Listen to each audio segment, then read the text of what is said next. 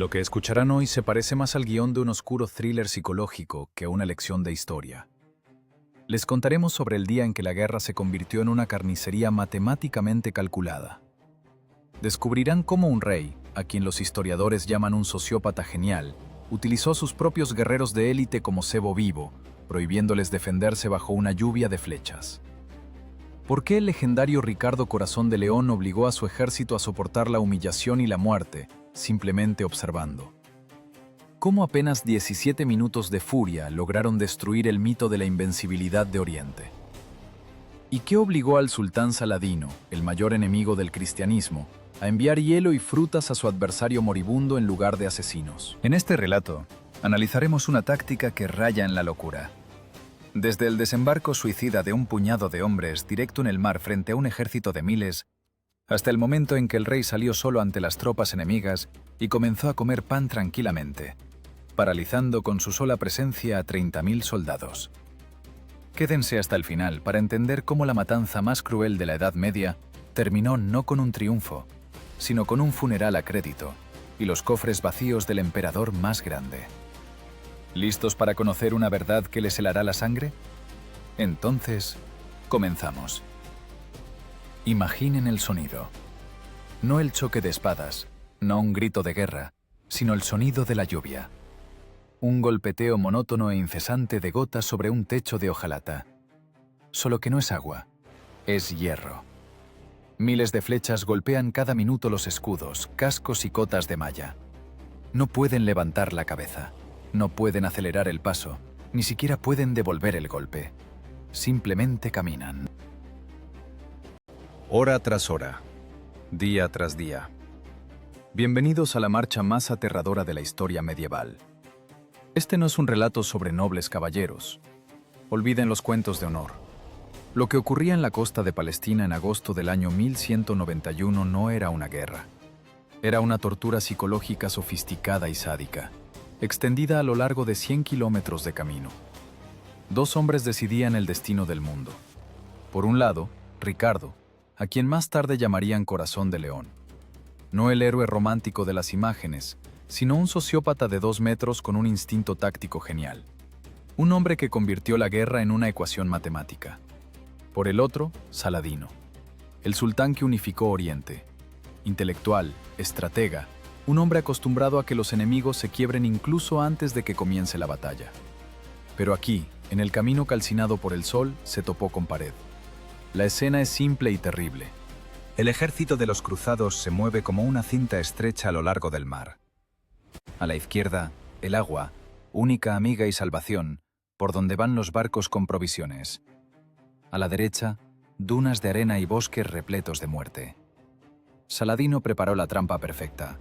No atacó de frente. ¿Para qué perder hombres si puedes dejar que el sol y las flechas hagan todo el trabajo sucio? Imaginen que llevan puestos 30 kilogramos de hierro. Debajo de la cota de malla, un grueso gambesón acolchado, empapado en sudor que no se seca durante semanas.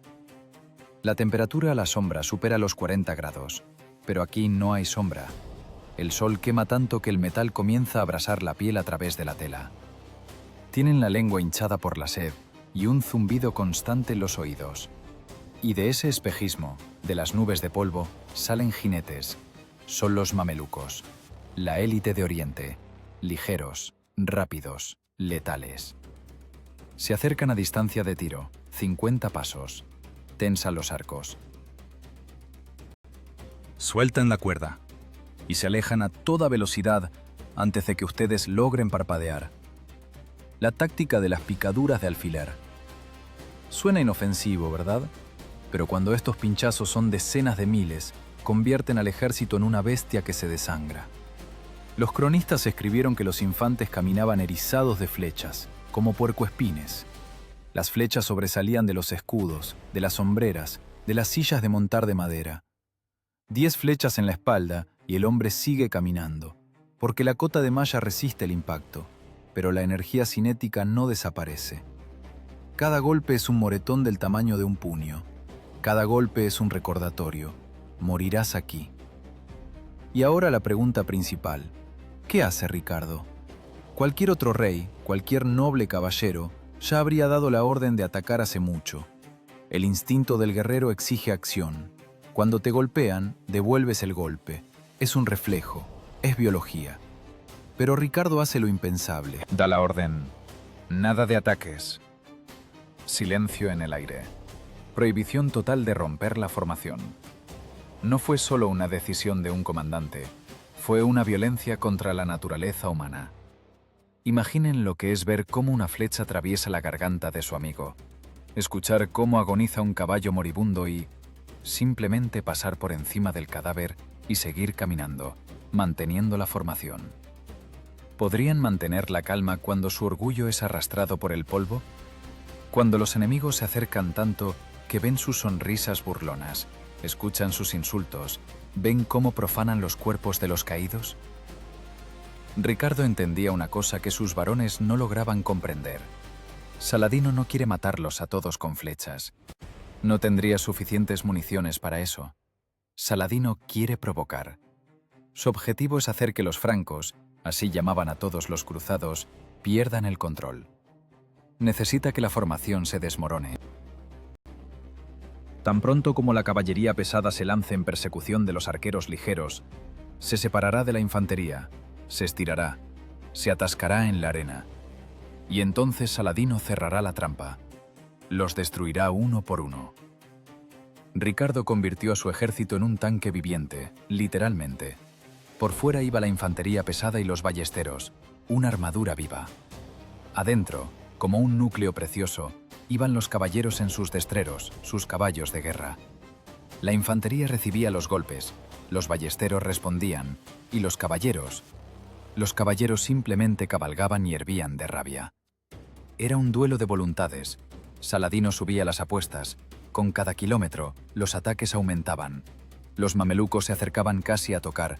Ya no disparaban con arcos, sino que lanzaban jabalinas, intentando abrir una brecha en el muro de escudos. El aire se volvió espeso por el polvo y los insectos. Las moscas se metían en los ojos, en la boca, se posaban en las heridas abiertas. El olor era insoportable. Una mezcla del sudor de decenas de miles de personas, estiércol de caballo y carne comenzando a pudrirse. La presión psicológica era monstruosa. Ricardo cabalgaba a lo largo de la columna, y su voz retumbaba sobre el estruendo de la batalla. Amenazaba con la ejecución a cualquiera que rompiera la formación. Estaba en todas partes. El cronista Ambroise escribió que el rey revisaba personalmente las filas, y su mirada era más aterradora que las flechas sarracenas. Ricardo sabía. Bastaba con que un caballero nervioso estallara, bastaba con que un escuadrón cayera en la provocación, y una reacción en cadena lo destruiría todo. Caminaron así 7 días. 7 días de infierno. Saladino estaba furioso. Sus secretarios anotaban que el sultán no podía creer lo que veían sus ojos.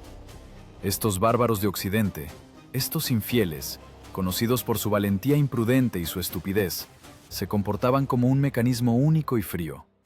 No reaccionaban. Simplemente caminaban, lentamente, inexorablemente. Esto rompía la visión del mundo del ejército musulmán. Estaban acostumbrados a luchar contra personas, no contra una fortaleza en movimiento. El cronista Baha ad-Din describía con horror y admiración a los ballesteros de Ricardo. Caminaban de espaldas, recargando sus armas sobre la marcha, y lanzaban virotes que atravesaban las cotas de malla de los mamelucos y los escudos de sus caballos de lado a lado. Pero un resorte no puede comprimirse eternamente. Las leyes de la física y la psicología son implacables. Dentro de esa caja de acero, bajo la protección de la infantería, las órdenes de caballería se estaban volviendo locas. Especialmente sufrían los hospitalarios. Iban en la retaguardia, en la cola de la columna. Justo allí caían los golpes más crueles. Saladino, al ver que los ataques frontales no funcionaban, concentró todo su poder en la cola de la columna, tratando de arrancarla del cuerpo principal del ejército. Los hospitalarios perdían caballos por cientos. Para un caballero, perder su caballo no es solo tener que caminar, es la pérdida de estatus, es humillación, es la muerte de la unidad de combate. Veían caer a sus hermanos en el polvo y cómo los remataban con cuchillos. El maestre de los hospitalarios enviaba mensajeros a Ricardo una y otra vez. «Señor, Nos están presionando. Estamos sufriendo bajas. Permítanos atacar. Los haremos polvo. La respuesta de Ricardo fue breve y fría como el acero de una daga. Esperar. Segundo mensajero. Tercero. Estamos deshonrados. No podemos soportar esta humillación. Esperar, rugió Ricardo. Quien ataque ahora traicionará a Dios y al rey. Él sabía que el momento aún no había llegado. Atacar ahora significaba golpear al vacío. Los mamelucos simplemente se alejarían. Había que esperar el momento en que el ejército de Saladino creyera tanto en su impunidad que se acercara a distancia de golpe de espada. Ricardo jugaba al póker, donde la apuesta eran las vidas de 20.000 personas, y estaba fanfarroneando, mostrando debilidad. Pero los hombres no son máquinas. La fatiga se acumulaba. La ira buscaba una salida. La disciplina, sostenida por el miedo al rey y la fe en la victoria, comenzó a agrietarse. Los soldados empezaban a murmurar. ¿Acaso somos cobardes?, susurraban en las filas. ¿Por qué el rey permite que nos maten como ganado? Hacia el mediodía del 7 de septiembre de 1191, la tensión alcanzó su punto máximo. El aire vibraba por el calor. El polvo se asentó sobre las armaduras en una capa gruesa, y ahora los caballeros parecían estatuas de arcilla vivientes. Estatuas dentro de las cuales latían corazones desbordados de adrenalina y odio. El polvo se mezcló con la sangre, convirtiéndose en lodo, y las armaduras se volvieron más pesadas por esa sangre que por el acero. Todo ese peso, todo ese resorte de furia y dolor humano comprimido al límite, estaba listo para estallar en cualquier segundo. Y Ricardo, el gran estratega, por primera vez en toda la campaña corría el riesgo de perder el control de su propio ejército. Este peso no solo tiraba hacia el suelo, arrastraba al ejército hacia la trampa mortal de los bosques de Arsuf, donde las sombras se alargaban y la esperanza se acortaba. ¿Alguna vez han intentado sentarse en un auto cerrado bajo el sol abrasador sin aire acondicionado? Ahora imaginen que ese auto está hecho de hierro, se ajusta firmemente a su cuerpo y no pueden salir. Dentro del casco, la temperatura subía a 60 grados. El cerebro literalmente comenzaba a hervir. Los hombres no caían por las flechas. Caían porque sus cuerpos se negaban a vivir en ese infierno.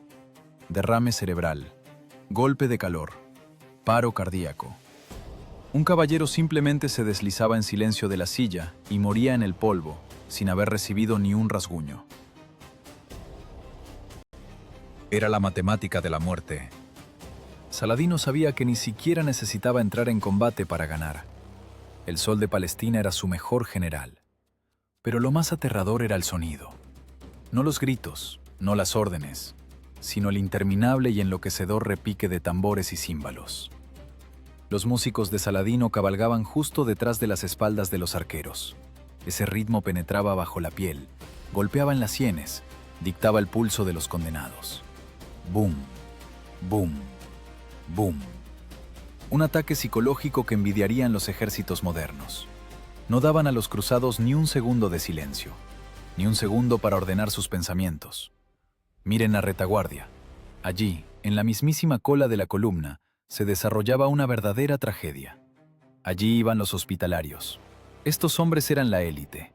Monjes guerreros que habían hecho votos de pobreza, castidad y obediencia. Pero ahora su obediencia estaba siendo probada hasta el límite. Los mamelucos los acosaban como una manada de lobos a un búfalo rezagado. Se acercaban tanto que los caballeros veían el blanco de sus ojos. Las flechas se clavaban en las grupas de los caballos. El caballo para un caballero no es un transporte, es la vida. Un caballero sin caballo es solo una lata de conservas, lenta e inútil. Y los caballos morían, resollaban, se debatían en agonía, desordenando la formación. Los hospitalarios veían cómo sus preciosos destreros de guerra que costaban fortunas enteras se convertían en trozos de carne. El maestre de los hospitalarios, Garnier de Nablus, estaba al borde de la locura. Imaginen su estado. Él responde por sus hermanos. Ve cómo destruyen metódica e impunemente a su orden, y no puede hacer nada. Tiene prohibido responder. Envía un mensajero al rey, otra vez. «Señor, se están burlando, nos tiran de las barbas, los caballos caen. Permítanos dar la vuelta y barrer esta inmundicia». Ricardo cabalga en el centro, imperturbable como una roca. Escucha ese grito de desesperación. Pero ve lo que Garnier no ve. Miren el mapa con los ojos de Ricardo. El ejército de Saladino todavía está disperso. Fluye como el agua, listo para retroceder al primer golpe. Si golpean ahora, el golpe se irá al vacío. Los mamelucos se dispersarán, atraerán a la caballería pesada a las dunas, la rodearán y la degollarán. Hay que esperar. Esperar a que Saladino cometa un error. Esperar a que la codicia del enemigo supere a la precaución. Ricardo espera el momento de la masa crítica, cuando el ejército del sultán se agrupe tan densamente que no pueda maniobrar. ¡Aguanten!, transmite la orden. Un buen golpe requiere preparación. Era cinismo de la más alta pureza. Ricardo usaba a sus propios hombres, a sus caballeros de élite como cebo. Alimentaba con su orgullo, sus vidas y sus caballos para comprar la posición perfecta. ¿Quién es el loco aquí? ¿El que exige atacar para salvar el honor? ¿O el que permite que maten a los suyos, calculando la trayectoria ideal para el golpe? A mediados del día 7 de septiembre, los nervios vibraban como una cuerda demasiado tensa. Saladino, viendo la pasividad de los francos, decidió que estaban quebrados, que tenían miedo. Dio la orden fatal. El ejército musulmán se acercó al máximo, flanco derecho, flanco izquierdo, centro. Apretaron la columna de los cruzados como en un torno. 20.000 arqueros y jinetes se acercaron a distancia de tiro de lanza. Ahora las flechas no caían en parábola, golpeaban en línea recta. La fuerza de penetración aumentó muchas veces. Los escudos crujían, los hombres caían por docenas. Ambroise, el cronista que iba en esa formación, escribió: «No había un solo hombre en cuyo cuerpo o armadura no se hubiera clavado el aguijón del enemigo». En ese momento el tiempo se ralentizó. ¿Pueden sentirlo? El momento antes de la explosión. Cuando el aire se vuelve denso como el agua. Garnier de Nablus ya no pudo soportarlo más. ¡San Jorge!, rugió mirando a otro caballo caído. ¿Acaso permitiremos que nos maten a todos como ganado en el matadero?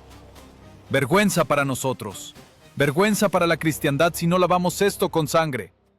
¿Entienden lo que pasa en la cabeza de un soldado cuando el instinto de autoconservación entra en conflicto con una orden? La disciplina es una fina capa de hielo. Debajo ruge un océano de adrenalina. Y ahora el hielo se rompió. Ricardo galopaba hacia la cola de la columna, presintiendo el desastre.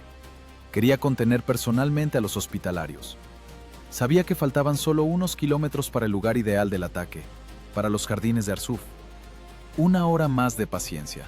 Solo 1 hora. Pero a la historia no le importan los planes de los reyes. La historia la hacen las casualidades y los colapsos humanos. Miren esta escena. 2 caballeros. No grandes lores, no héroes de baladas. El mariscal de los hospitalarios y un tal Baldwin de Carrón. Simplemente 2 hombres a los que se les acabó la paciencia, que perdieron los estribos. No se pusieron de acuerdo, solo se miraron. En sus ojos, locura, furia y una negación total de la realidad. Dieron la vuelta a sus caballos, al diablo con el rey, al diablo con la estrategia, al diablo con la vida. Bajaron las lanzas. ¡San Jorge! Ese grito desgarró la disciplina como un trapo podrido. No fue una orden, fue un grito del alma. 2 jinetes salieron de la formación y se lanzaron directo al grueso del ejército enemigo de 30.000 hombres. 2 granos de arena contra un tsunami. Pero tras ellos, como atados por una cadena invisible, se lanzaron los demás. Primero 1 docena, luego 100, luego toda la retaguardia. El plan de Ricardo se derrumbó en un segundo. La formación se rompió. La avalancha comenzó y era imposible detenerla. El polvo se levantó en una columna ocultando el sol. La sangre golpeó la cabeza. Lo que debía ser una maniobra organizada se convirtió en un desastre natural. El resorte que Ricardo había comprimido durante 7 días se rompió y los fragmentos volaron en todas direcciones. Fue un sonido que hiela la sangre en las venas de cualquier comandante. El sonido de la disciplina derrumbándose, como el crujido de una columna vertebral quebrándose. Primero 2, luego 1 docena, luego cientos. El plan de Ricardo, esa obra maestra de ingeniería militar en la que había trabajado durante meses, se desmoronó ante sus ojos. Deben entender todo el horror de la situación para el rey. Ricardo es un maníaco del control. Lo tiene todo calculado. Cada ballestero conoce su sector. Cada caballero conoce su lugar en la fila para beber agua. Preparaba una sinfonía de destrucción. Un golpe simultáneo de todo el ejército a la señal de 6 trompetas. Un martillo único y demoledor que debía caer solo cuando él, Ricardo, diera la señal. Y en lugar de eso, ve el caos. Los hospitalarios en la cola de la columna estallaron. No fue un ataque heroico sobre el que luego compondrían canciones los juglares. Fue una crisis nerviosa, psicosis. El mariscal de la orden y su compañero simplemente no aguantaron la presión. Tras ellos, como un rebaño presa del pánico, se lanzaron los demás hermanos. Y tras ellos, los destacamentos franceses que iban al lado. La formación está rota. La infantería se quedó sin cobertura. La caballería pesada, la principal fuerza de ataque, se lanza a la carga sin orden, sin apoyo, directo a la bolsa preparada por Saladino. Es una catástrofe. En los manuales de táctica esto se llama pérdida de control. Usualmente le sigue el cerco y la masacre. Saladino, observando esto desde la colina, debió haber sonreído. Alá es grande. Los estúpidos francos hicieron exactamente lo que él esperó durante 7 días. Perdieron la cabeza. Ahora sus jinetes ligeros retrocederán. Estirarán a esta multitud enloquecida por las dunas y los cazarán a tiros como perdices. ¿Qué hace Ricardo? Tiene tal vez 3 segundos para decidir. 3 segundos que separan el triunfo de la aniquilación total de la Tercera Cruzada. Si intenta detener el ataque, solo causará más confusión. La mitad del ejército se detendrá, la mitad seguirá avanzando. Los matarán por partes. Si espera, los hospitalarios morirán solos. En ese momento, Ricardo Corazón de León hace que distingue a un gran comandante de uno simplemente bueno. No intenta restaurar el orden. Él encabeza el caos. Entiende, el error ya está cometido, no se puede corregir. Pero se puede amplificar. Se puede convertir esta salida en falso en una locura total y abrumadora, para la cual el enemigo no está preparado precisamente por su falta de lógica. Ricardo espolea a su caballo. ¡Toquen!, ladra a los trompetistas. ¡Toquen ataque general! 6 trompetas estallan en el aire. Ese sonido cubre el ruido de la batalla. Es la señal que todos esperaban. Desde la vanguardia hasta la retaguardia, templarios en la cabeza de la columna, bretones, angevinos, puitevinos, todos los que tragaron polvo y humillación durante 7 días, escuchan ese llamado. Imaginen un resorte enorme, de acero industrial, comprimido por una prensa hidráulica durante una semana entera.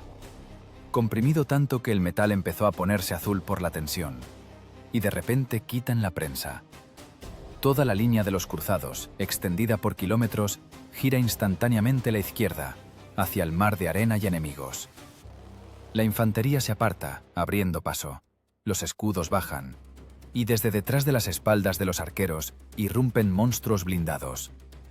No fue una hermosa formación de desfile, fue una avalancha. Al principio lenta, pesada, ganando inercia. Miles de cascos baten la tierra comienza a temblar. No es una metáfora. Los cronistas escribieron que la vibración física del suelo derribaba a los infantes con armadura ligera. Ricardo vuela en el centro, tratando de adelantar a su propio ejército. Ahora no es un estratega, ahora es la punta de la lanza. Debe darle un vector a esa liberación caótica de energía. Ve frente a él las filas de la infantería musulmana. Están parados firmemente. Esperaban un ataque, pero no esperaban ese ataque. Esperaban que los francos se detuvieran, se reorganizaran, rezaran. Pero hacia ellos se precipita un muro de acero que ni siquiera piensa frenar. El momento de transición de la defensa al ataque es el más difícil en el arte de la guerra. La psicología del soldado debe cambiar en una fracción de segundo. Hace un momento eras la víctima, te encogías bajo el escudo. Y ahora eres el depredador, eres la muerte. Y esa transición ocurrió. La furia acumulada bajo el sol abrasador se desbordó. Los hombres no gritaban oraciones, gritaban maldiciones. No querían vencer, querían matar.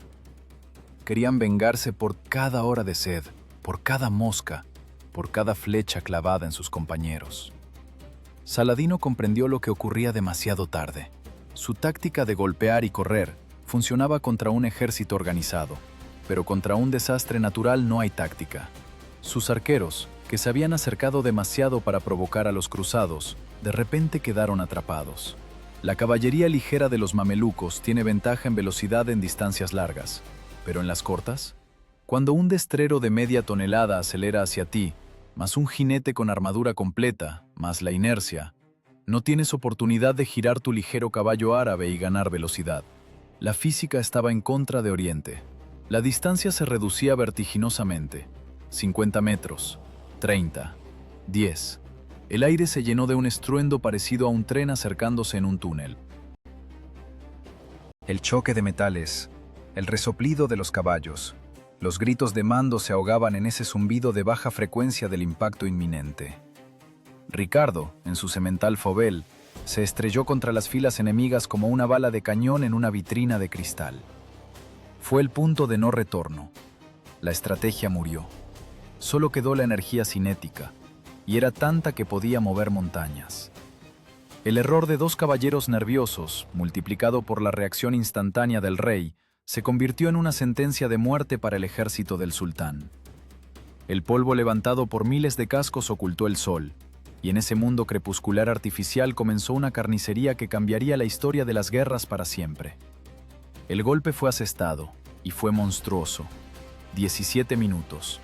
Exactamente ese tiempo se necesitó para convertir el orgullo de Oriente en un error estadístico. Olviden todo lo que han visto en las películas de Hollywood, donde la caballería de caballeros choca contra el enemigo y comienza un largo y hermoso duelo de esgrima en el lugar. Eso es mentira. La realidad del impacto de carga medieval no es un duelo, es física. Es la tercera ley de Newton en su ejecución más sangrienta. Imaginen la ecuación. Por un lado, 2000 jinetes blindados. Cada uno pesa, junto con el caballo y el equipo, más de media tonelada. Aceleraron hasta 40 kilómetros por hora. Multipliquen la masa por la aceleración. No es un ejército, es una locomotora viviente, compuesta por 1 millón de kilogramos de músculo y acero. Por otro lado, la infantería ligera y la caballería de Saladino. Hombres con batas acolchadas, con escudos ligeros de caña y cuero. Estaban acostumbrados a bailar alrededor del oponente, picar con flechas, retroceder. Pero no puedes retroceder ante una avalancha. No puedes esgrimir contra una locomotora. Cuando la primera línea de templarios y hospitalarios golpeó las filas musulmanas, el sonido del impacto no se escuchó por el estruendo de los cascos. Solo hubo un crujido único y nauseabundo de huesos, madera y destinos rompiéndose. Las primeras filas del ejército de Saladino simplemente se evaporaron. No los mataron en combate, los borraron. Las lanzas de los caballeros, sujetas bajo el brazo, atravesaban escudos, atravesaban cuerpos, atravesaban a los que estaban detrás del primer muerto. La energía del impacto era tal que los jinetes salían despedidos de sus sillas 10 metros hacia atrás. Los caballos de los cruzados, esos monstruos criados especialmente, pisoteaban a los caídos, convirtiendo a las personas en lodo. Fue un efecto dominó. La onda de choque atravesó la formación musulmana, derribando a la gente como bolos. Los que estaban en la segunda y tercera fila ni siquiera tuvieron tiempo de levantar sus armas. Vieron ante sí un muro de polvo del que salían puntas de lanza ensangrentadas, y un segundo después ya no existían. El cronista Baha ad-Din, que estaba cerca del sultán, escribió con mano temblorosa: «Nuestras tropas se dispersaron como humo. Vi cómo los mejores guerreros del Islam huían tirando sus armas, porque los demonios a caballo eran invulnerables». Saladino observaba esto desde la colina. Imaginen su rostro. El gran estratega, vencedor en Jatín, el hombre que puso de rodillas al reino de Jerusalén. Miraba hacia abajo y no entendía qué pasaba. Su plan era perfecto: desgastar, rodear, destruir. Pero no tuvo en cuenta una variable: la furia. Esa misma furia que Ricardo acumuló en sus hombres durante 7 días, prohibiéndoles luchar, ahora se desataba. No era táctica, Era una ejecución. Los caballeros, cegados por la ira tras una semana de humillaciones bajo las flechas, no tomaban prisioneros. Se adentraban en la multitud de enemigos, usando sus espadas como hachas de carnicero. Golpe de arriba abajo, golpe, golpe. Nada de arte, solo fuerza bruta rompiendo cascos. Los ligeros sables de los mamelucos rebotaban en las pesadas cotas de malla europeas, sacando chispas pero sin causar daño. Fue el choque de dos épocas, dos tecnologías de guerra. Y en ese día en particular, en ese campo, la armadura pesada de Occidente resultó ser el argumento absoluto. 17 minutos. En ese tiempo, el centro del ejército de Saladino dejó de existir como fuerza organizada. El flanco derecho fue aplastado y arrojado al mar. El flanco izquierdo huyó hacia las dunas. Los mamelucos, la élite de la guardia del sultán, intentaron organizar resistencia. Se lanzaban bajo los cascos, tratando de cortar los tendones de los caballos. Eran actos de heroísmo suicida. Pero detener una caballería a toda velocidad con cuerpos es como tratar de detener un incendio forestal soplándole. El polvo era tal que los combatientes no veían el sol. En esa niebla gris y asfixiante, solo brillaban las espadas y los ojos de los caballos enloquecidos. Los gritos de los heridos se fundieron en un aullido continuo que cubría incluso el ruido del oleaje. Saladino vio caer a sus abanderados uno tras otro. Su tienda personal estaba en peligro. Los secretarios recogían los papeles presas del pánico. El sultán, acostumbrado a ser el cazador, de repente se dio cuenta de que era la presa. Vio cómo el mito de la invencibilidad de Oriente, que había construido durante décadas, se derrumbaba en ese preciso instante. Estos bárbaros francos no solo estaban ganando, estaban destruyendo la esencia misma de su ejército. Pero la victoria es una droga, y una sobredosis es mortal. Miren el campo de batalla. El polvo comienza a sentarse. Se ve que el enemigo huye. Las espaldas de los mamelucos son el mejor blanco. Y aquí entra en juego el enemigo más peligroso de cualquier ejército disciplinado: la euforia. Los cruzados, embriagados por la sangre y la facilidad de la victoria, olvidaron las órdenes. Ricardo gritaba, los trompetistas daban la señal de reunión, pero ¿quién escucha una trompeta cuando la adrenalina golpea en los oídos? ¡A por ellos!, rugían los caballeros. ¡Remátenlos! ¡Que no escape ni un solo perro! Veían a los enemigos huyendo y pensaban que era el final. Pensaban que la guerra había terminado. No veían lo que Ricardo veía. No veían que la huida de Saladino era demasiado organizada, que los destacamentos en retirada los arrastraban al único lugar donde la caballería pesada pierde todas sus ventajas. Adelante estaba el bosque de Arsuf, espeso, oscuro, impenetrable para una formación cerrada. Y precisamente allí, hacia esa boca verde, corrían a toda velocidad los vencedores, seguros de ser los cazadores. La gravedad de la victoria los arrastraba hacia adelante, hacia donde las sombras de los árboles ya ocultaban el brillo de los sables mamelucos listos para la revancha. El peso de las armaduras ensangrentadas, que acababa de ser su protección, en unos minutos debía convertirse en su ancla en el fondo de una trampa nueva y aún más terrible. El bosque de Arsuf recibió a los vencedores no con frescura, sino con una estrechez asfixiante. No era una simple arboleda, sino un laberinto de troncos retorcidos, arbustos espinosos y sombras que ocultaban la muerte. Hace un instante eras el dios de la guerra volando por una llanura abierta. Ahora eres un elefante en una cristalería. Imaginen qué le pasa a una locomotora a toda velocidad cuando las vías terminan de repente y comienza un pantano. La inercia, que acababa de ser su principal aliado, se convierte instantáneamente en su asesino. Los caballeros entraron bajo la copa de los árboles a todo galope. Y ahí la física les jugó una mala pasada. Las largas lanzas, ideales para el golpe en campo abierto, aquí se volvieron palos inútiles. Se enganchaban en las ramas, se les escapaban de las manos, rompían el ritmo. Los pesados destreros, acostumbrados al espacio, chocaban con el pecho contra los troncos, rompiéndose patas y columnas. La formación, ese muro monolítico de acero, se desintegró en cientos de jinetes solitarios enredados en la maleza. Y entonces la presa dio la vuelta. Los mamelucos de Saladino conocían ese bosque. Habían crecido en la silla de montar, y sus caballos eran ligeros, ágiles, obedientes al pensamiento y no a las espuelas. Tan pronto como los cruzados se atascaron en la vegetación, la huida cesó. Comenzó la caza. Pero ahora los cazadores eran los que hace un segundo huían. Fue el caos. Una pesadilla absoluta y claustrofóbica. No ves de dónde vendrá el golpe. A la izquierda pasa una sombra, un sablazo al cuello del caballo. A la derecha un silbido, y un lazo te arrastra de la silla al suelo, donde ya te esperan las dagas. La armadura pesada que salvaba de las flechas ahora impedía girarse, impedía respirar, impedía ver al enemigo. Aquí, entre los árboles, la ventaja de los europeos en masa y blindaje se anuló. Comenzó una pelea sucia y viscosa a cuchilladas. Los caballeros que habían perdido sus caballos se ponían espalda contra espalda, defendiéndose con espadas de las sombras que atacaban desde todos lados. Los gritos de ¡San Jorge! Se ahogaban en el grito de guerra gutural de los sarracenos. Parecía que el propio bosque cobraba vida y comenzaba a digerir a los hombres de hierro que se atrevieron a perturbar su paz. Saladino, observando desde lejos, vio la oportunidad. Lanzó a esa caldera forestal sus reservas. Si no podía vencerlos en el campo, los asfixiaría aquí, en la oscuridad, uno por uno. El ejército de Ricardo, que acababa de celebrar la victoria, se encontraba al borde de la aniquilación por su propia codicia. Y en ese momento, cuando el pánico ya comenzaba a atenazar los corazones de los cruzados, en el centro del carrusel infernal irrumpió Ricardo.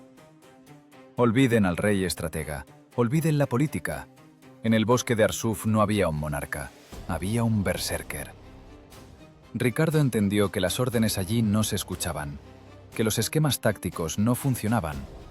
La única forma de salvar a sus hombres era darles un ejemplo de furia tan desmedida, tan inhumana, que el enemigo retrocediera horrorizado. Los cronistas, tanto cristianos como musulmanes, describen esto con un miedo supersticioso. Ricardo no peleaba, trabajaba.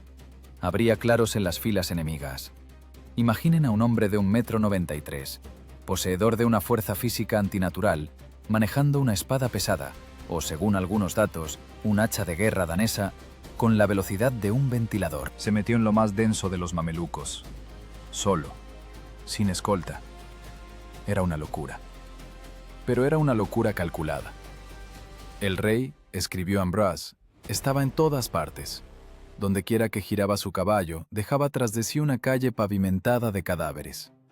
Miremos esto con los ojos de un mameluco anónimo. Ves a un jinete con casco dorado, piensas, es un trofeo rico. Tú y otros 3 de tus hermanos se lanzan sobre él. Pero un segundo después, te das cuenta de que no has atacado a un hombre, sino a un desastre natural. El golpe de Ricardo era tal que partía a un hombre desde el hombro hasta la cintura, pasando a través de la cota de malla, carne y huesos como a través de papel mojado. No paraba los golpes, los ignoraba o los recibía en el escudo, respondiendo instantáneamente con una estocada mortal. Era pura biomecánica del asesinato. Ricardo convirtió su cuerpo en una licuadora humana. Rugía tanto que a los enemigos les estallaban los tímpanos. Era el rugido de un león herido, un llamado que daba fuerzas a los suyos y helaba la sangre a los ajenos. Salvó al ejército no con una maniobra genial, sino con su cuerpo. Atrajo la atención sobre sí mismo, se convirtió en un imán para los ataques de los mamelucos. Al ver al rey en tal peligro, los caballeros que ya estaban listos para retirarse recuperaron el aliento. «Miren, pelea solo. Vergüenza para nosotros si lo abandonamos». Este pensamiento recorrió las filas más rápido que un incendio. Normandos e ingleses, olvidando el cansancio, se lanzaron al rescate de su líder demente. El bosque se llenó del sonido del acero, pero ahora era el sonido del contraataque. Ricardo, cubierto de sangre suya y ajena, con el escudo partido, sobre un caballo que resollaba espuma, seguía avanzando. No dejaba que los mamelucos se reagruparan. Los aplastaba con su voluntad. En la sombra de los árboles ocurría una terrible transformación. Saladino pensó que había atraído a los francos a una trampa, pero resultó que había encerrado a sus mejores guerreros en una jaula con un depredador enfurecido. Los mamelucos, la élite del Islam, comenzaron a retroceder. Veían cómo sus sables se rompían contra el escudo de ese gigante, Veían cómo sus camaradas volaban en pedazos de carne por sus golpes. El misticismo entró en juego. Empezaron a creer que Ricardo era un ifrit, un espíritu maligno al que no se podía matar con hierro. El miedo es un virus, y Ricardo era su portador. Cruzó el bosque de lado a lado, saliendo por el otro extremo, y tras él se extendía una estela de cadáveres. Sacó a su ejército de la trampa forestal sobre sus hombros, literalmente abriéndose camino hacia la luz a mordiscos. Cuando los caballeros finalmente salieron de la espesura al espacio abierto, parecían carniceros después de un turno. Las armaduras eran rojas, los caballos se tambaleaban, pero estaban vivos y habían ganado. Sin embargo, la batalla aún no había terminado. Ricardo, respirando pesadamente, se limpió la sangre de la visera. Su mirada recorría el campo. El bosque había sido cruzado, pero el ejército estaba desorganizado, disperso. La infantería se había quedado atrás, los flancos estaban expuestos. Saladino, a pesar del shock, todavía tenía reservas, y el sultán, siendo un genio de la estrategia, ya preparaba un nuevo golpe, intentando cerrar la tapa del ataúd sobre el rey cansado. Ricardo comprendió. El valor personal no bastaba. La fuerza bruta lo salvó en el bosque, pero para sobrevivir al final se necesitaba intelecto, se necesitaba un martillo y se necesitaba un yunque. Ricardo salió del bosque como el corcho de una botella de champán, seguido por una espuma de sangre y hierro. Pero el champán estaba envenenado. Los caballeros que salieron a la llanura estaban agotados. Sus caballos respiraban con dificultad. Los costados de los animales se agitaban por el esfuerzo excesivo. La espuma goteaba sobre la arena caliente. La formación se había desmoronado. Habían ganado en el bosque, pero ahora eran tan vulnerables como una tortuga sin caparazón. Y Saladino, ese viejo zorro, lo vio. Desde la colina observaba cómo sus invencibles mamelucos retrocedían de la espesura, pero también veía que los francos estaban desorganizados. Era el clásico momento de la verdad. Los manuales de estrategia militar dicen: contraataca cuando el enemigo cree que ha ganado. Saladino arrojó a la balanza todo lo que le quedaba: su reserva personal, su guardia, miles de jinetes frescos que no habían tragado polvo en todo el día, que esperaban precisamente ese segundo. Se lanzaron cuesta abajo, una avalancha de carne fresca y acero, lista para sepultar bajo sí a los cansados héroes de Arsuf. Parecía que la historia iba a dar un giro de 180 grados. Los caballeros, congelados en el borde del bosque, veían venir ese muro de muerte. No tenían inercia para acelerar, no tenían formación. Era el fin. Pero olvidaron quién era Ricardo, y olvidaron que el ejército cruzado no son solo jinetes con armaduras brillantes. ¿Recuerdan ese sonido con el que empezamos? ¿El sonido de la marcha? No había desaparecido. Mientras los caballeros peleaban en el bosque, la infantería, esos trabajadores de la guerra sucios, sudorosos y olvidados por todos, corría detrás. Cargaban con escudos, lanzas y pesadas ballestas. Se asfixiaban, maldecían todo en el mundo, pero corrían hacia el sonido de la batalla. Y llegaron a tiempo. En el mismo segundo en que la caballería de Saladino ya saboreaba una masacre fácil, del bosque, de entre los claros de los árboles, comenzó a salir una masa gris. Lanceros normandos, arqueros ingleses, ballesteros genoveses. No era una huida de pánico, era la llegada al trabajo. Ricardo, al ver a sus infantes, cambió instantáneamente de registro. El berserker desapareció. Regresó el general ingeniero. ¡A formarse! Su voz cubrió el ruido de la horda que se acercaba. Infantería a los intervalos. ¡Lanzas listas! Fue una improvisación nivel jazz, solo que interpretada con instrumentos de muerte. Los caballeros, en lugar de huir o morir estúpidamente uno por uno, comenzaron a girar sus caballos. Formaron pasillos vivos, y en esos pasillos, como agua en esclusas, entró la infantería. Ocurrió un milagro de geometría táctica. En cuestión de minutos, la multitud caótica se convirtió en un pastel de capas. Una fila de lanceros se puso de rodillas, apoyando las astas en el suelo. Esa era el yunque. A sus espaldas se colocaron los ballesteros. Ese era el martillo. Y detrás de ellos, recuperando el aliento, se reorganizaba la caballería pesada, lista para dar el golpe final. La caballería de Saladino, que volaba a toda velocidad, de repente descubrió frente a ella no a jinetes dispersos, sino un muro sólido de escudos y lanzas. Era tarde para frenar. Y entonces hablaron las ballestas. Deben entender la diferencia. El arco es arte, la ballesta es mecánica. La ballesta genovesa de aquella época atravesaba una cota de malla a 200 pasos. A una distancia de 50 pasos atravesaba al jinete y al caballo de lado a lado. La descarga de miles de ballestas sonó como el crujido seco de leña rompiéndose. La primera línea del ataque musulmán simplemente fue cegada, como hierba bajo la guadaña. Los jinetes caían, creando un montón de cuerpos contra el cual chocaban a toda velocidad las filas traseras. El ataque se ahogó en su propia sangre. Saladino miraba con horror cómo su reserva de élite se convertía en un montón de carne agitándose. No podía entender cómo había sucedido. Hacía un momento era el cazador. Y ahora Ricardo cerró la trampa. «Adelante», ordenó. La infantería abrió filas, y de esas puertas volvieron a salir los caballeros. Pero ahora no eran solitarios cansados, eran un puño organizado. Golpearon a la masa de sarracenos detenida, confundida y presa del pánico. Fue el clásico martillo y yunque. La infantería mantenía la formación, impidiendo que el enemigo rompiera la línea, y la caballería lo aplastaba contra ese muro. Ya no era una batalla, era la destrucción industrial de un ejército. La maquinaria militar occidental demostró su principal ventaja, la combinación de tipos de tropas. Lo que los romanos sabían 1000 años atrás, Ricardo lo resucitó en las arenas de Palestina. Un caballero sin un infante es un hombre muerto. Un infante sin un caballero es una víctima. Juntos son un organismo invencible. Las reservas de Saladino fueron destruidas por completo. Los que no murieron por un virote o una lanza fueron pisoteados en el pánico por sus propios compañeros. El campo de batalla de Arsuf se convirtió en un cementerio de las ambiciones del sultán. Saladino comprendió que todo había terminado.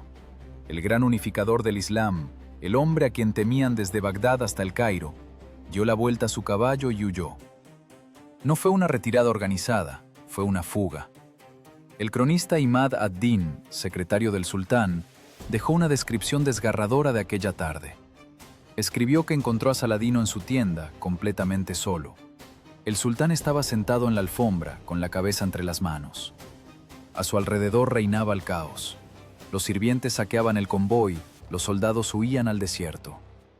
Vi lágrimas en sus ojos, escribió Imad ad-Din. No lloraba por los muertos, lloraba por la fe en que no podíamos ser vencidos. Ricardo no persiguió al enemigo en la oscuridad, sabía cuándo detenerse. Estaba de pie entre montañas de cadáveres, apoyado en su espada ensangrentada. El sol poniente tenía la arena de color carmesí, aunque ya estaba roja por la sangre de 7000 musulmanes muertos. Las bajas de los cruzados se contaban solo por cientos. Fue un triunfo. Una derrota táctica total e incondicional. El mito de que a Saladino no se le podía vencer en combate abierto no solo fue destruido, fue pisoteado por los cascos de los caballos europeos. Los soldados de Ricardo celebraban, gritaban, se abrazaban, arrancaban ricos trofeos de los cadáveres. Pensaban que el camino a Jerusalén estaba abierto. Pensaban que mañana entrarían en la ciudad santa. Pero Ricardo no sonreía. Miraba el horizonte, hacia donde Saladino había desaparecido en la oscuridad. El rey comprendía lo que sus soldados no entendían. Había ganado la batalla, había destruido el ejército, pero no había destruido el desierto. No había destruido las distancias, y no había destruido la voluntad de Saladino. El sultán estaba vencido pero no quebrado. Y la arma más terrible de Oriente aún estaba por llegar. No sables, no flechas, sino el vacío. La tierra quemada. La victoria en Arsuf fue brillante, pero como sucede a menudo en la guerra, la victoria más dulce puede convertirse en el prólogo de la decepción más amarga. El polvo se asentó, revelando la terrible verdad. Matar enemigos es más fácil que vencer a la geografía y la logística. Y mientras los soldados se repartían el oro de los mamelucos muertos, Saladino ya ideaba un nuevo plan. Un plan en el que no había lugar para el honor, solo hambre, sed y una guerra infinita de fantasmas. La victoria en Arsuf debió ser un punto final, pero se convirtió en una coma en la sentencia. Saladino, humillado y vencido, aprendió una lección que le costó 7000 vidas. Nunca, bajo ninguna circunstancia, enfrentarse a Ricardo en campo abierto. Si no puedes vencer al león con garras, debes matarlo de hambre. La guerra cambió al instante. En lugar del choque de espadas llegó el silencio. Un silencio siniestro y vacío de tierra quemada. ¿Alguna vez han visto cómo muere un paisaje? Saladino dio una orden que hizo llorar incluso a sus propios emires. Destruir todo. Quemar los cultivos, envenenar los pozos, derribar las fortalezas. Convirtió la floreciente llanura entre Arsuf y Jerusalén en un paisaje lunar. El ejército de los cruzados avanzó esperando nuevas batallas, pero solo encontró fantasmas. Llegaban a una aldea y encontraban solo cenizas donde las brasas aún humeaban.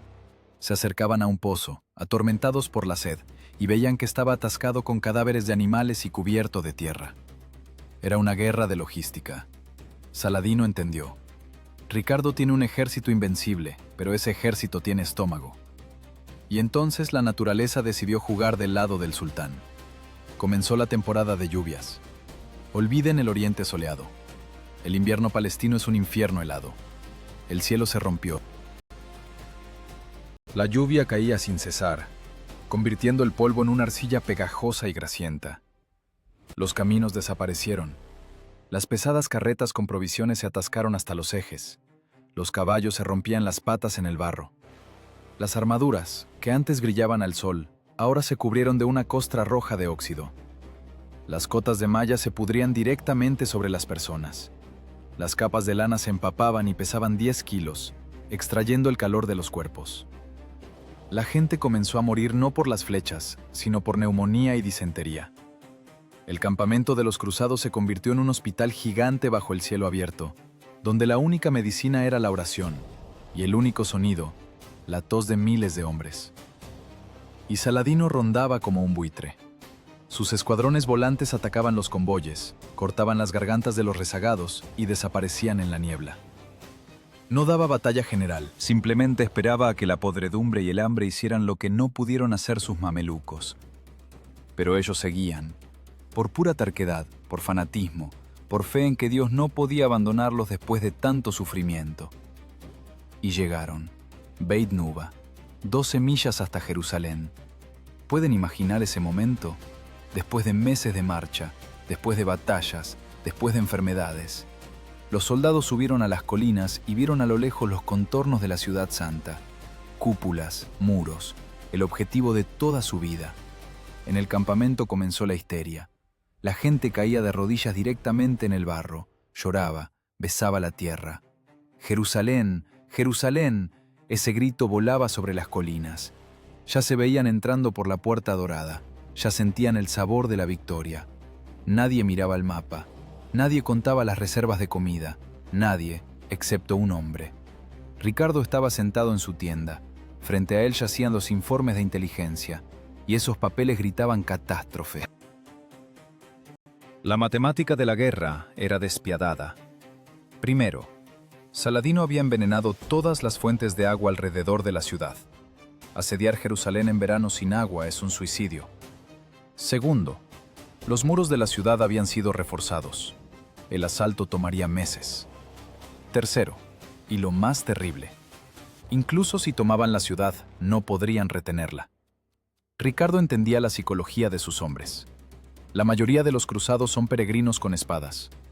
Tan pronto como besen el Santo Sepulcro, considerarán cumplida su misión y zarparán a casa. ¿Quién se quedará a defender la ciudad? ¿Un puñado de caballeros? Saladino simplemente esperará a que los europeos se vayan y regresará, y comenzará una nueva masacre. Ricardo se encontró ante la elección más terrible de su vida. Por un lado, la gloria. Tomar Jerusalén, convertirse en leyenda, cumplir el voto. Por otro lado, la responsabilidad. Salvar al ejército de una muerte sin sentido en una bolsa de piedra. El corazón decía, ataca. La razón decía, huye.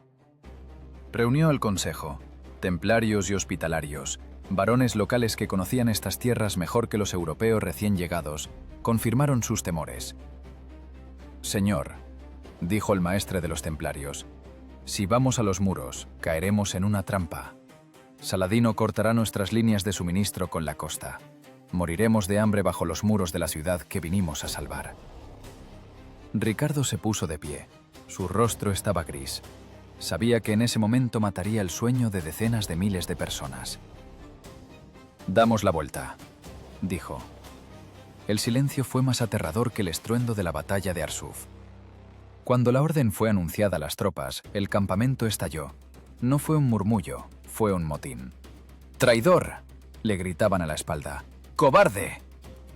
Las personas que ayer lo idolatraban como a un semidios, ahora escupían a su paso. No entendían de estrategia. Solo veían los muros de Jerusalén y la espalda de su rey alejándose. La leyenda cuenta que uno de los caballeros llevó a Ricardo a una colina desde donde se veía la ciudad y le dijo: «Señor, mire Jerusalén». Ricardo se cubrió el rostro con el escudo y lloró. «No miraré la ciudad que no puedo salvar», respondió. Fue un momento de gran valentía. Era mucho más fácil llevar a la gente a una muerte heroica. Era mucho más difícil tomar una decisión que le salvara la vida a costa de su propia reputación. Ricardo eligió la vergüenza para salvar al ejército. Sacrificó su ego por la lógica. ¿Quién es el verdadero héroe aquí? ¿El que muere bellamente por un símbolo? ¿O el que vive con la marca de traidor pero preserva vidas? La retirada fue terrible. El ejército se descomponía sobre la marcha. La disciplina, sostenida por el objetivo, se derrumbó. Los soldados desertaban por cientos.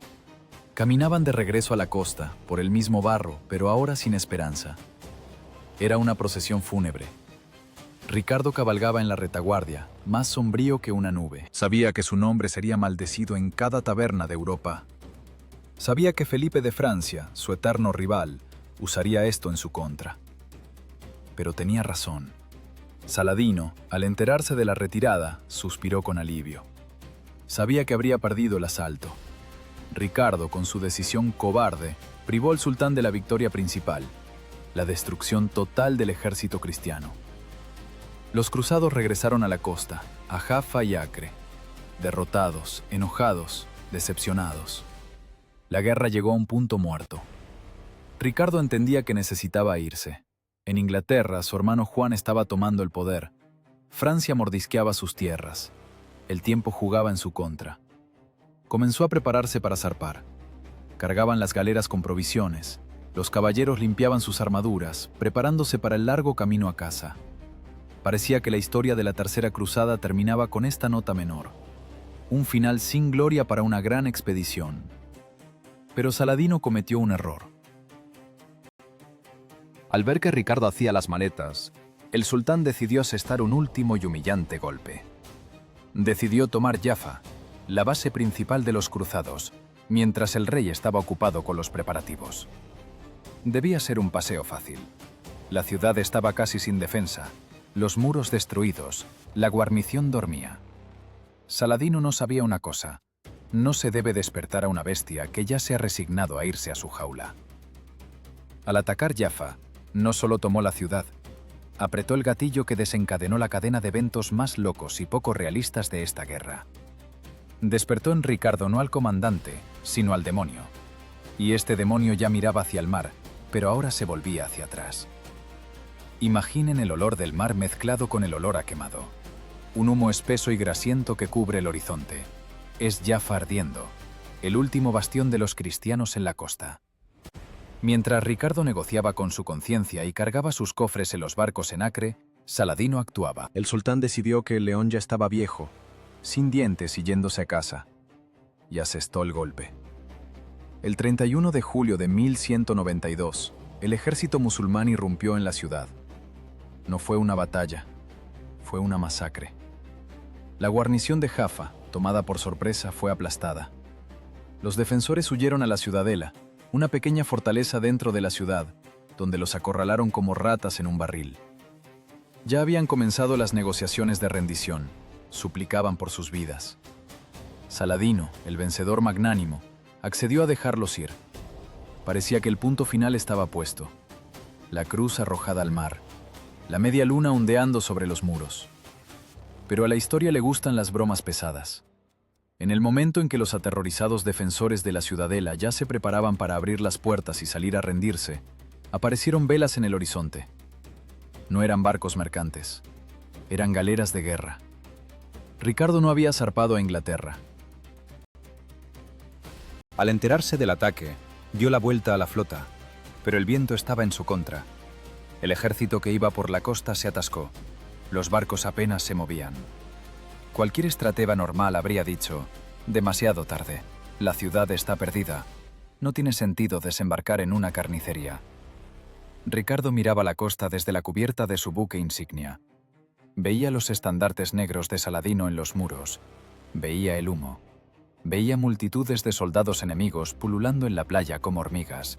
Eran miles. ¿Y Ricardo? Miren las cifras. No es un error.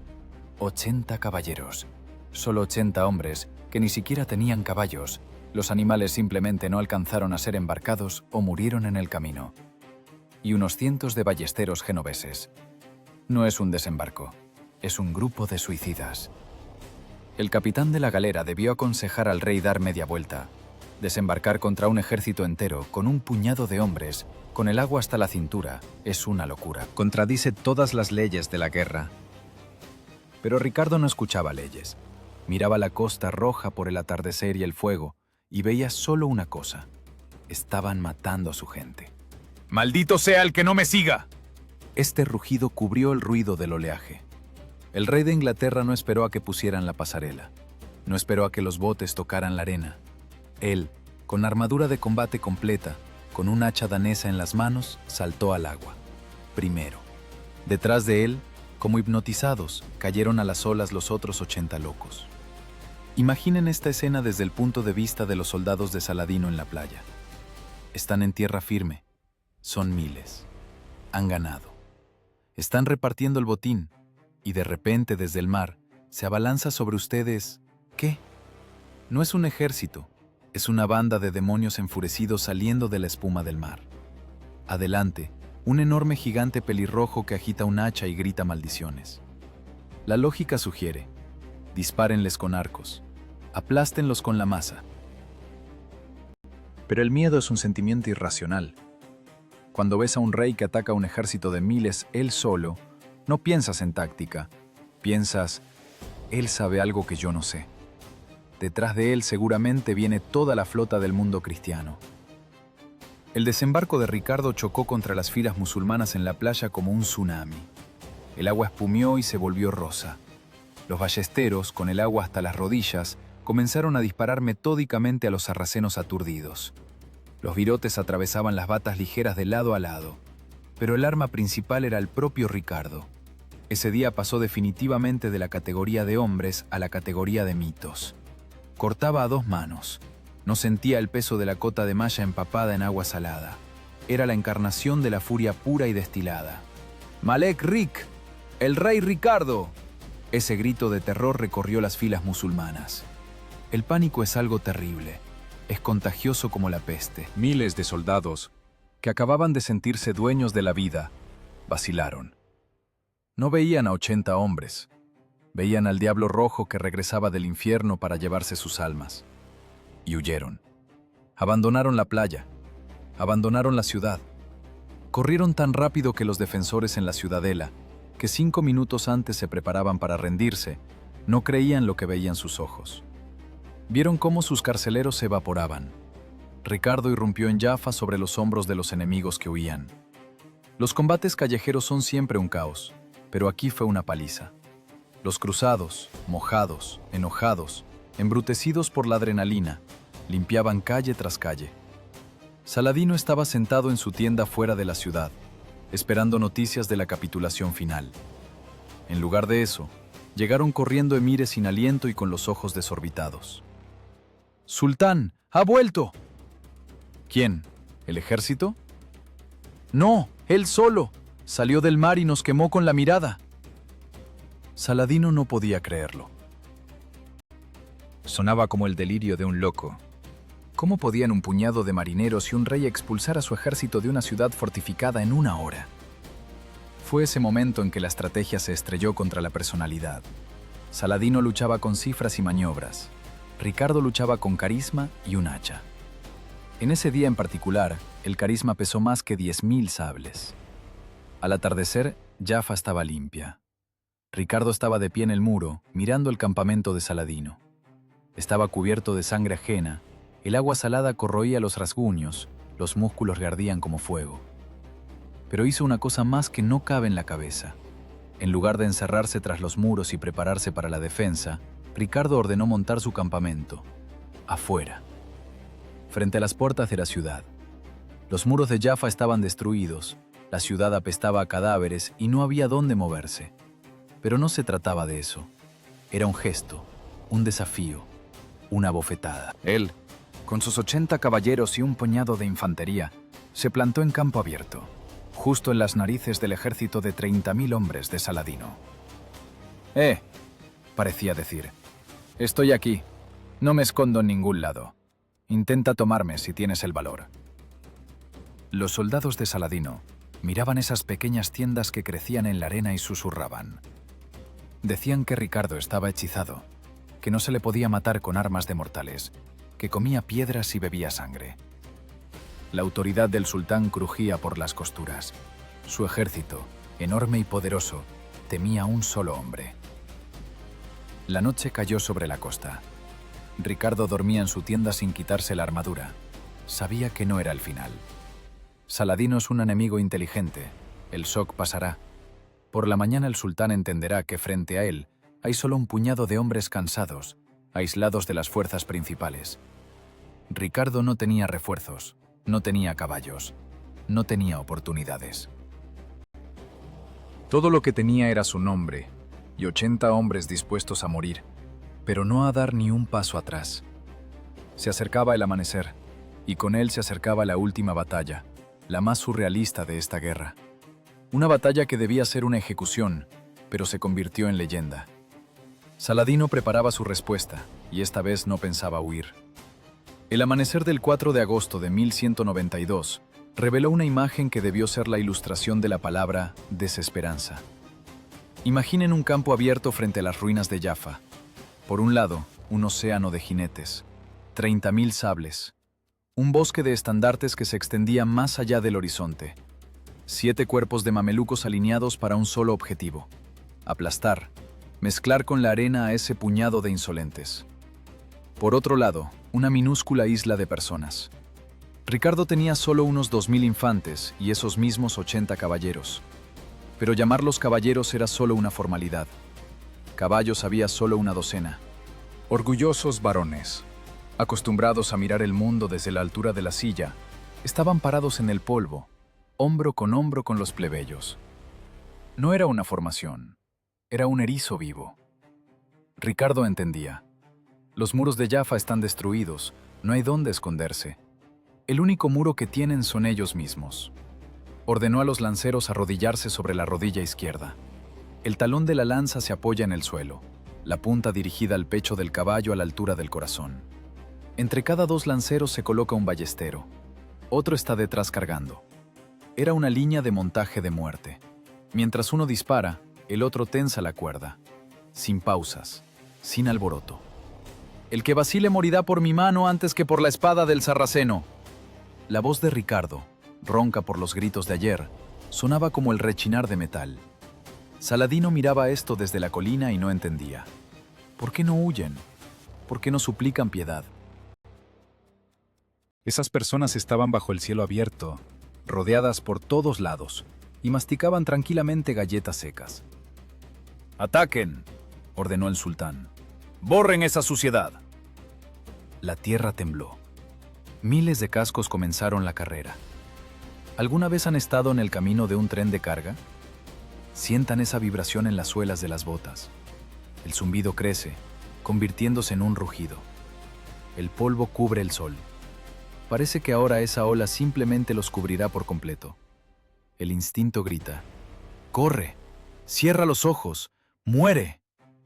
Pero el erizo no se movió. Los lanceros miraban a la muerte que se acercaba sin parpadear. Los ballesteros esperaban la orden. 100 metros. 50. ¡Fuego! La descarga de las ballestas sonó como un latigazo. Las filas delanteras de los mamelucos tropezaron. Los caballos caían, dando volteretas, rompiendo el cuello a los jinetes. Pero la avalancha seguía avanzando. 20 metros. 10. Y entonces ocurrió lo increíble. Los caballos de los mamelucos se detuvieron, Un animal no es suicida. Ningún caballo normal saltará de pecho contra una empalizada de hojas afiladas. Los mamelucos espoleaban a los caballos, los golpeaban con látigos, gritaban, pero los caballos se encabritaban, se apartaban a los lados, rompiendo la formación. En lugar de un golpe de ariete resultó un tumulto. La caballería giraba alrededor del erizo como una manada de tiburones, sin decidirse a morder. Se acercaban, lanzaban jabalinas, gritaban maldiciones, tratando de provocar a los cruzados para que rompieran la formación. ¡Quietos!, rugía Ricardo, corriendo dentro del círculo. ¡Mantengan la formación! Esto continuó durante horas, ola tras ola. Ataque, frenazo, descarga de ballestas, retirada. La arena se empapó de sangre de caballo.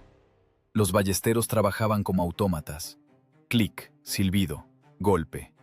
Clic, silbido, golpe. Los mamelucos, los mejores guerreros del Islam, comenzaron a perder el coraje. Veían que su enemigo no tenía miedo. Veían en los ojos de esos infantes sucios y sudorosos no miedo, sino un frío desprecio. ¿Por qué no mueren?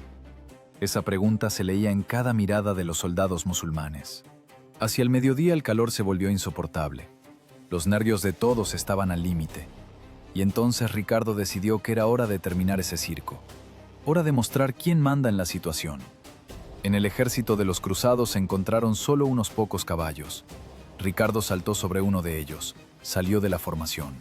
Solo. Hacia el ejército de 30.000 hombres. Imaginen ese surrealismo.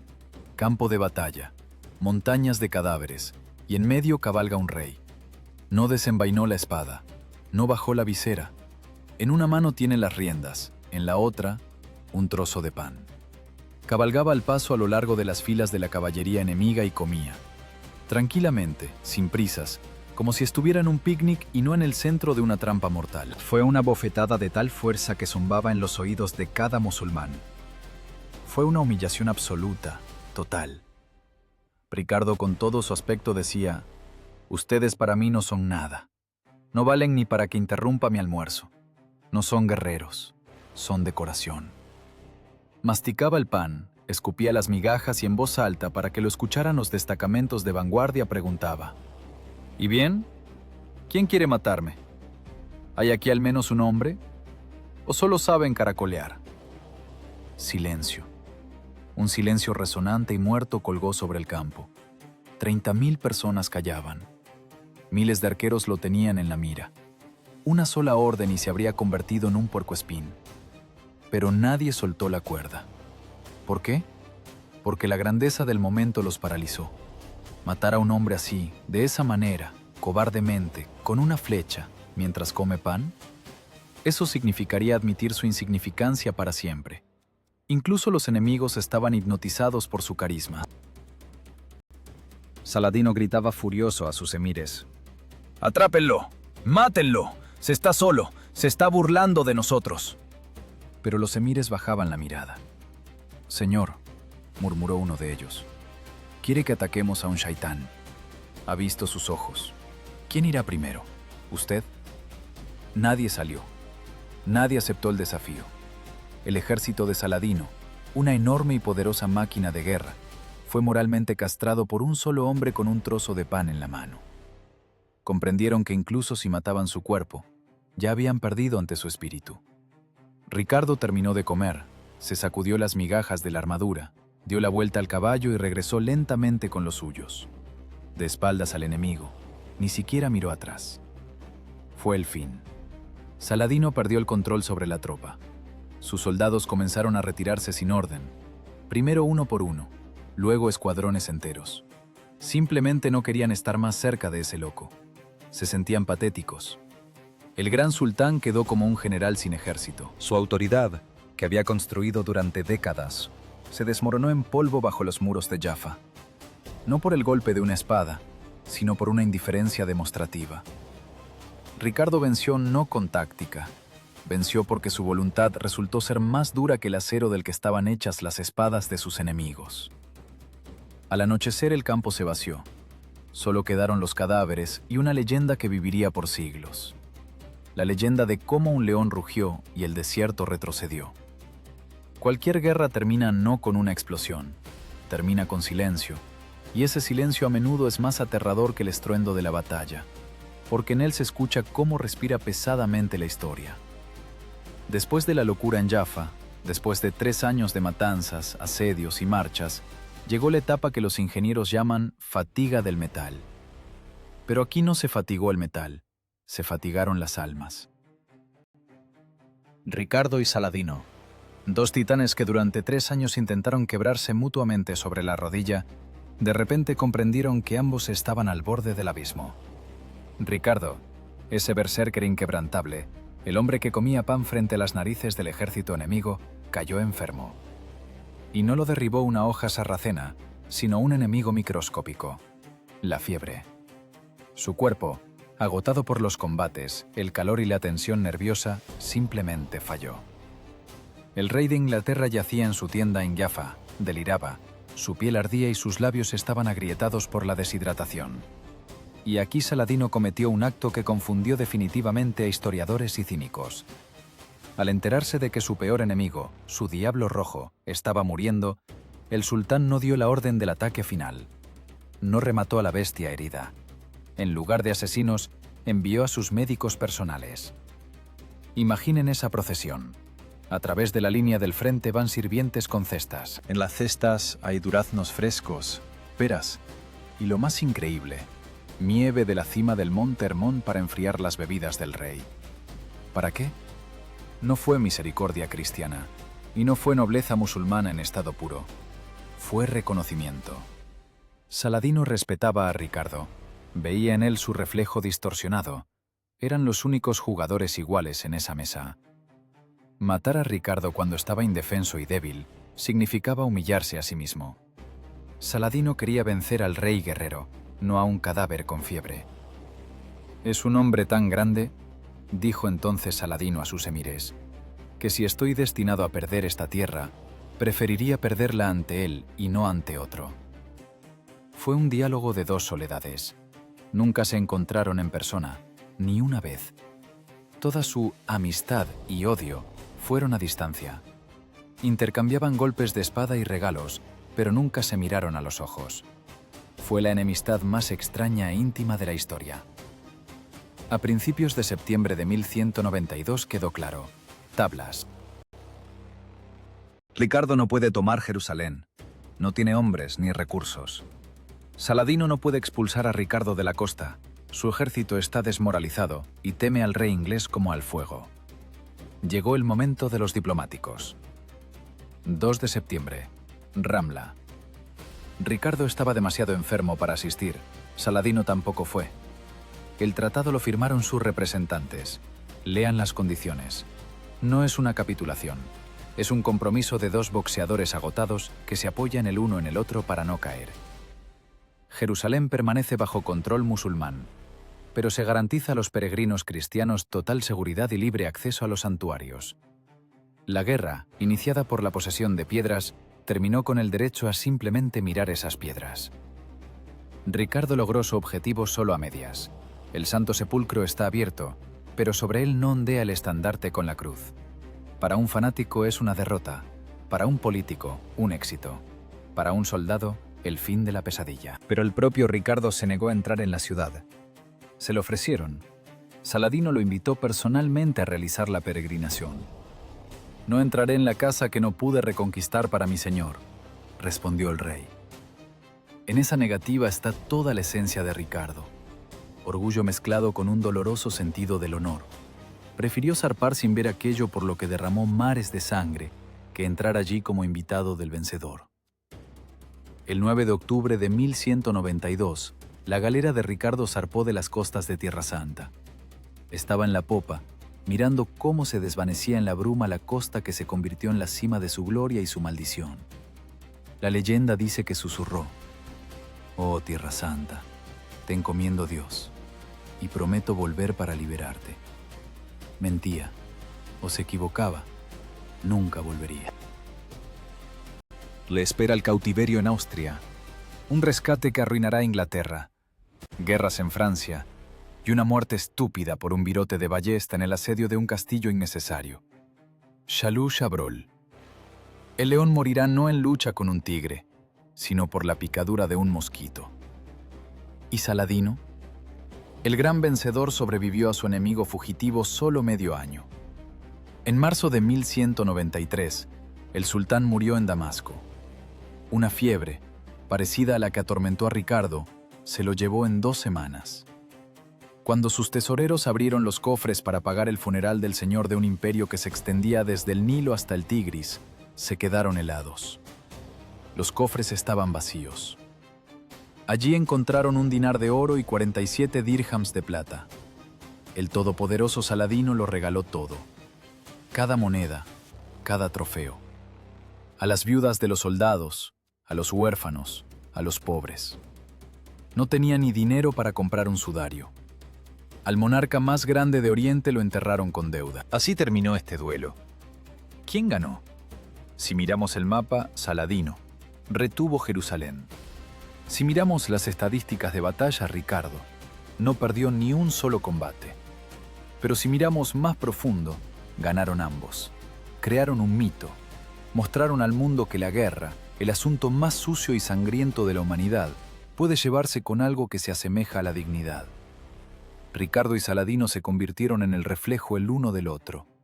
Ricardo, Occidente, energía, tecnología, furia, agresión, franqueza, caos encadenado en hierro. Saladino, Oriente, paciencia, astucia, profundidad, fatalismo, agua que desgasta la piedra. No podían existir el uno sin el otro. Ricardo necesitaba un enemigo digno para justificar su sed de violencia. Saladino necesitaba a Ricardo para unificar el mundo disperso del Islam ante una amenaza común. Se odiaban, pero se respetaban más que a sus aliados. Ricardo despreciaba a Felipe de Francia.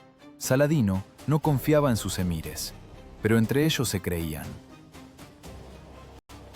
La palabra del rey y la palabra del sultán pesaban más que todos los sellos en los pergaminos. La historia borró los nombres de quienes estuvieron cerca. ¿Quién recuerda los nombres de los maestres templarios? ¿Quién recuerda los nombres de los consejeros del sultán?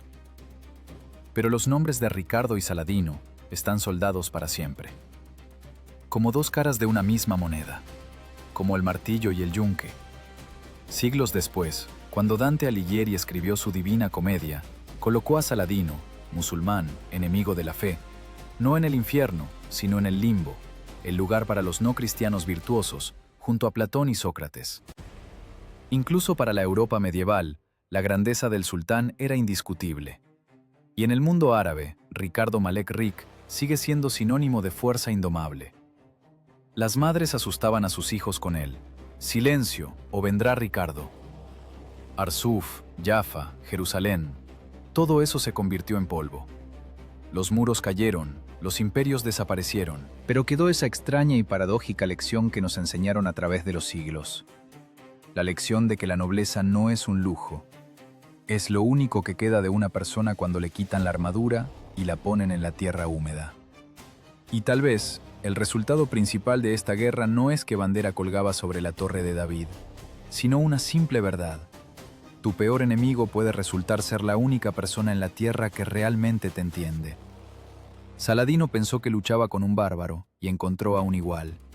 Ricardo pensó que iba a matar paganos y encontró a un hombre que le dio agua cuando moría. Al final, no gana el que pelea mejor, ni el que soporta el dolor por más tiempo. Gana el que incluso en el infierno de la guerra se las arregla para seguir siendo humano.